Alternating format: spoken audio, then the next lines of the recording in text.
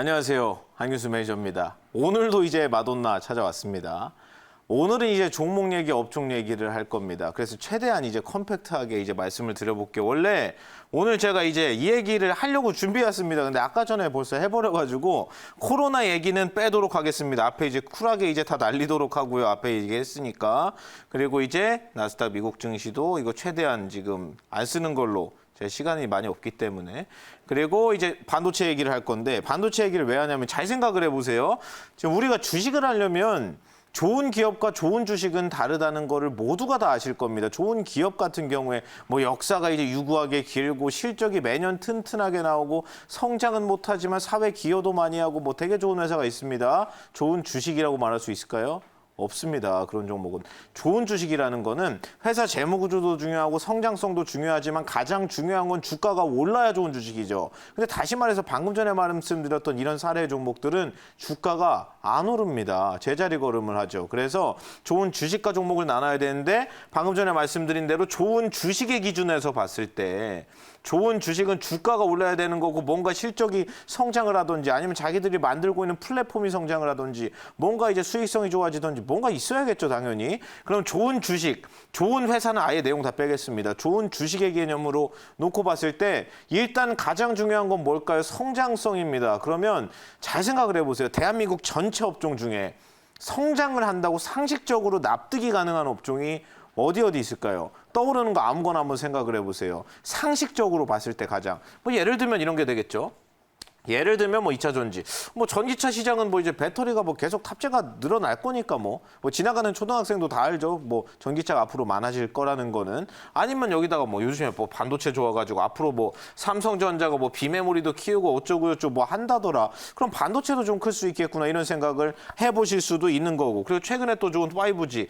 야, 앞으로 사물 인터넷 올라가고 인공지능하고 AR, VR, 증강현실, 가상현실 하려면 결국에 이거 5G 깔려야 되는 거 아닌가? 성장하겠구나. 이런 상식적으로 납득이 가능한 거. 그리고 뭐 여기에 굳이 조금 넣자면 뭐 폐기물이라든지 폐기물은 이제 구조적으로 산업 자체가 성장할 수밖에 없습니다. 이 얘기까지는 오늘 할 시간이 없기 때문에 폐기물이랑 산업도 그렇게 뭐 재미가 있는 업종은 아니지만 산업 파이 자체는 커질 수밖에 없는 업종이라고 볼 수 있고. 그리고 뭐 예를 들면 뭐 미용과 관련돼 있는 뭐 보톡스라든지 아니면 뭐 이제 피부에 들어간 진피층을 자극하는 뭐 클래시스가 만드는 그런 것도 있고 아니면 파마 리서치 프로젝트가 하는 뭐 이번에도 호시적이 나왔죠. 그런 미용 시장은 어차피 크니까 다 알잖아요, 이런 거는. 그러면 여기 안에서 일단 골라야 되는데 장단점을 한번 간략하게 먼저 놓고 보겠습니다. 장단점을. 그럼 일단 여기 써놓은 것만 놓고 봤을 때 다른 거 쓰면 이제 몇 개 더 있긴 한데 아시다시피 대한민국 경제라든지 성장 경제 전망 자체가 그렇게 밝지 않기 때문에 몇 개 꼽을 수밖에 없습니다. 그럼 여기 안에서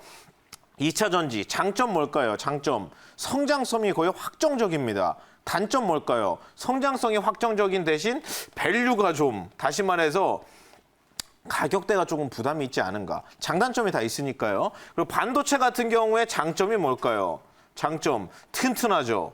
튼튼하고 성장도 하긴 합니다. 당연히 2차 전지에 비해서 성장성은 예상되는 성장성은 떨어지지만 성장을 합니다. 근데 단점이 뭘까요? 움직임 자체가 살짝 지루하다. 이게 장점이 될 수도 있는데 튼튼한 종목이라는 뜻도 됩니다. 움직임 자체가 조금 지루하긴 한데 반도체는 밸류도 좋고 성장도 하더라. 2차 전지만큼은 아니지만 밸류도 좋더라. 이런 장점이 있는 거고 5G 지금 가격 기준으로 놓고 보면 어떨까요? 장점.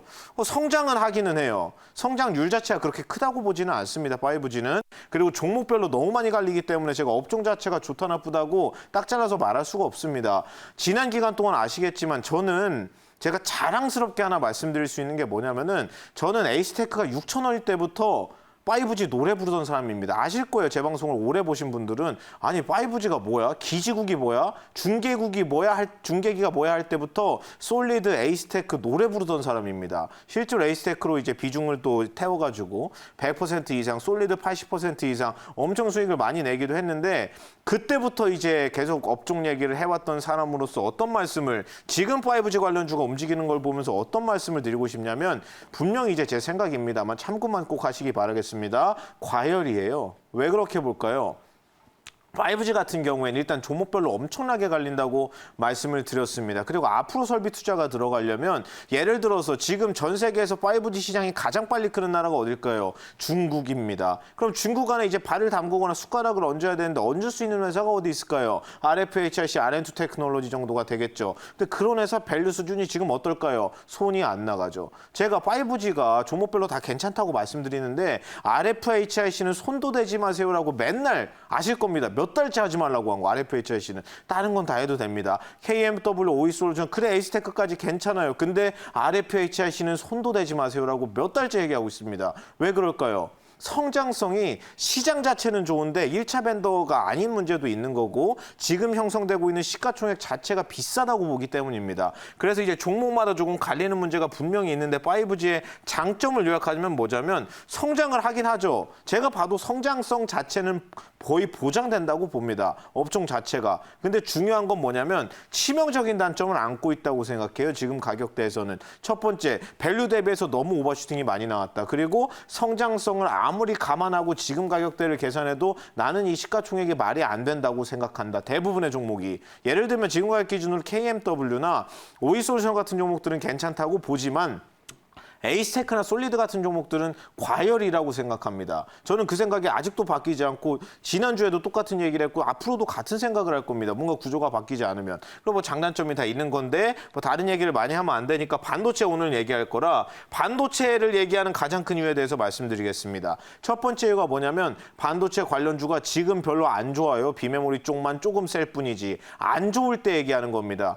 이제 딱 그때 구간을 생각하시면 되는데 제가 5G를 얘기할 때 처음에 야 뭐 기지국이 뭐 안테나가 뭐라고? 이렇게 반응을 하셨어요. 처음 얘기한 그러니까 아무도 얘기를 안 할 때 했으니까. 그럼 그때 이제 하셨으면 엄청나게 이제 어차피 손해를 보더라도 제 생각이 틀려서 손해를 보더라도 손실폭이 작겠죠. 제가 자주 강조하는 게 그겁니다. 시장 빠지는 거는 현물하는 사람들은 시장 방어가 안 돼요. 그건 불가능한 거고 내가 가장 합리적으로 맞출 수 있는 현실적인 가격 합리적인 가격 수준을 맞춰서 가지고 가는 게 수익 내기도 좋고 손실폭도 짧아지기 때문에 그런 게 가장 중요한데 그렇게 하려면 어떻게 해야 된다고 말씀을 드렸죠? 내가 맞출 수 있는 평단가를 가장 잘 맞춰야 된다. 맞추려면 어떻게 해야 되죠? 시장이 안 좋거나 아니면 종목 흐름 자체가 약하고 시장에서 관심을 받고 있지 않을 때 해야 된다. 그래서 이제 반도체 얘기를 딱 시기가 좋은 것 같아서 말씀을 드리고 오늘은 이제 삼성전자 얘기 지금 한 5분 정도 남았는데요. 삼성전자 이 차트 하나로 5분 안에 최대한 빨리 얘기하고 그 다음 시간 내일 모레부터 이제 종목 얘기를 최대한 쉽게 말씀드려보도록 하겠습니다. 삼성전자를 알아야 됩니다. 제가 이게 가장 기준이라고 했죠. 삼성전자를 보시면 여기죠. 2008년.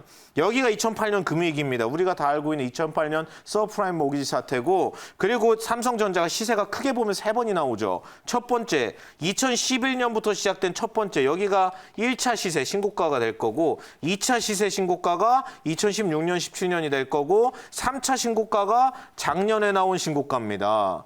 그럼 올라간 이유가 3개가 있겠죠. 1차 때는 왜 올라갔을까? 삼성전자는 항상 말씀드립니다. 3가지만 보면 됩니다.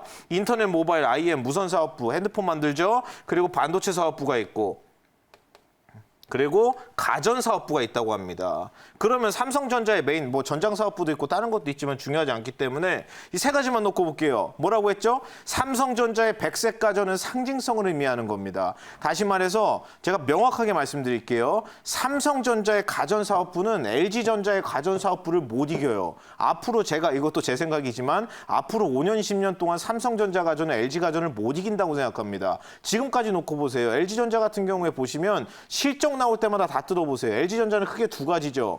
가전이 세고 그리고 두 번째가 핸드폰도 만들죠. 근데 LG전자 핸드폰 지금 5년 연속 적자입니다. 근데 왜 실적이 최근에 좋아진다고 얘기가 나올까요? LG전자 핸드폰이 팔려서? 아닙니다. 지금도 안 팔려요. 어떤 구조라고 했죠? 가전이 맨날 돈을 봅니다. LG전자 가전이 엄청나게 셉니다. 마진도 엄청 높고 LG에서 이제 시그니처라고 하는 이제 프리미엄 브랜드로 엄청나게 고마진 장사를 하고 장사를 잘하기 때문에 거기서 번 돈으로 무선 사업부, 핸드폰 만드는 사업부가 맨날 적자 내는 걸 다 메워주고 있습니다. LG전자의 가전사업부가. 삼성전자 가전은 사실상 예를 들어 보세요. 삼성전자가 우리 앞으로 가전 안 하겠습니다. 예를 들어 내일 당장 포기한다고 가정해 보겠습니다. 내일 삼성전자 주가 빠질까요? 안 빠질까요?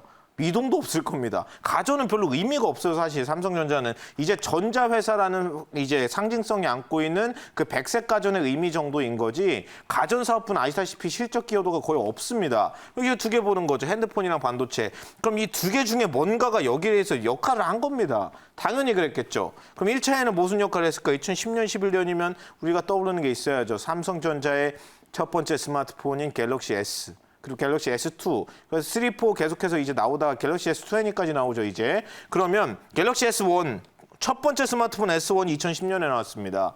그리고 삼성전자 무선사업부 실적이, 다시 말해서 핸드폰이 계속 팔리죠. 언제까지 잘 팔렸을까요, 삼성전자가?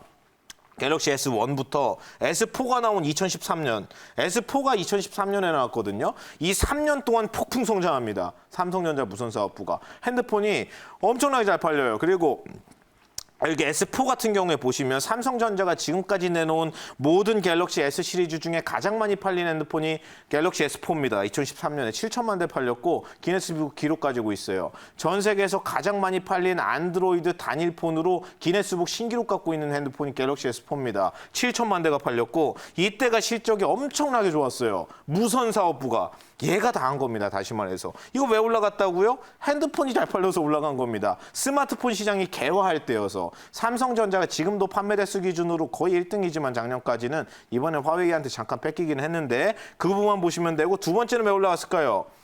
두 번째는 반도체죠. 이때 다시 말해서 무선사업부는 번 돈이 조금 이제 과장을 더하자면, 무선사업부, 다시 말해서 핸드폰은 번 돈이 거의 없다고 봐도 무방합니다. 반도체가 그냥 혼자 다 했죠. 여기서 뭐가 다 했었나요? 서버용 반도체, D램이랑 낸드가 다 했고, 3차 시세, 여기는 뭘까요? 핸드폰이 잘 팔렸나요? 아니죠. 반도체 시장이 좋았나요? 저때 메모리가? 아니죠. 그럼 여기 뭔가 이거? 비메모리죠, 이게. 이게 비메모리로 시세를 만든 겁니다. 삼성에서 파운드리 이제 뭐 2019년 작년 벌써 1년이 됐는데 앞으로 2030년까지 133조 원 비메모리에 투자해서 파운드리 키우겠다, 이미지 센서 키우겠다, 어플리케이션 프로세서 키우겠다, 뭐 PMIC, DDI 키우겠다, 이런 얘기를 했는데 결국 그게 다 뭐예요? 비메모리죠. 비메모리 프리미엄이 들어갑니다. 그럼 앞으로 올라가려면 뭐가 나와야 될까요? 핸드폰? 안 되죠. 핸드폰으로는 못 갑니다, 이제. 폴더블 폰이 1년에 1억 대 팔리면 가능해요. 근데 올해 목표 판매 대수가 500에서 600만 대 얘기하고 있습니다. 목표 대수를 다 채우더라도 어떨까요?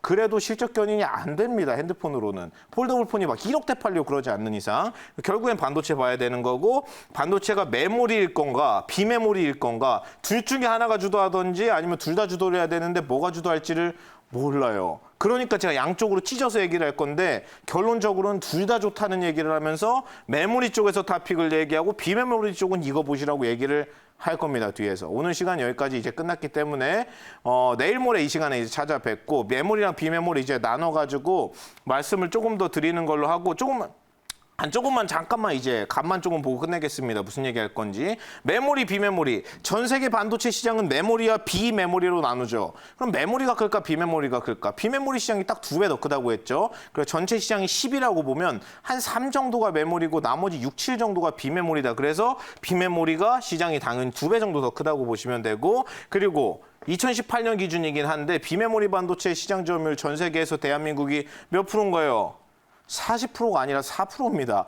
비메모리 시장은 대한민국이 엄청나게 거의 후진국이라고 해도 이상하지 않을 정도로 거의 엄청난 후발주장입니다. 이제 파운드리 따라가기 시작하는 거고, 돈이 많으니까 파운드리에 돈을 부어서. 그 설계 능력 같은 경우에 사실 많이 떨어집니다. 오히려 대만에 있는 회사들이 설계 능력이 더 좋아요. 우리나라보다 좋은 회사들이 많습니다. 외주 공정하는 OSAT 회사들도 전 세계 탑10 회사들 다 찾아보면 대한민국 회사 눈 씻고 찾아봐도 없습니다. 그리고 올라갈 가능성이 있는 회사도 지금 안 보여요. 그 정도로 대만이라든지 중국 생태계가 은근히 셉니다. 중국이 설계 능력이 좋기 때문에. 그래서 뭐 이거 관련해서는 이제 내일 모레 이제 자세히 말씀을 드리는 걸로 하고, 이렇게 찢어서 말씀을 드릴 거고, 결국엔 우리나라가 이제 삼성전자가 돈을 어디다가 얼마를 쓰는지 다 뜯어서 말씀을 드릴 거고, 저 돈으로 직접 수혜를 받을 수 있는 업종, 종목들을 같이 말씀을 드리도록 할 겁니다. 다음 시간에. 오늘은 이제 여기까지만 이제 말씀을 드리는 걸로 하고, 저는 내일 모레 다시 찾아와서 메모리, 비메모리 돈 어디 들어가는지,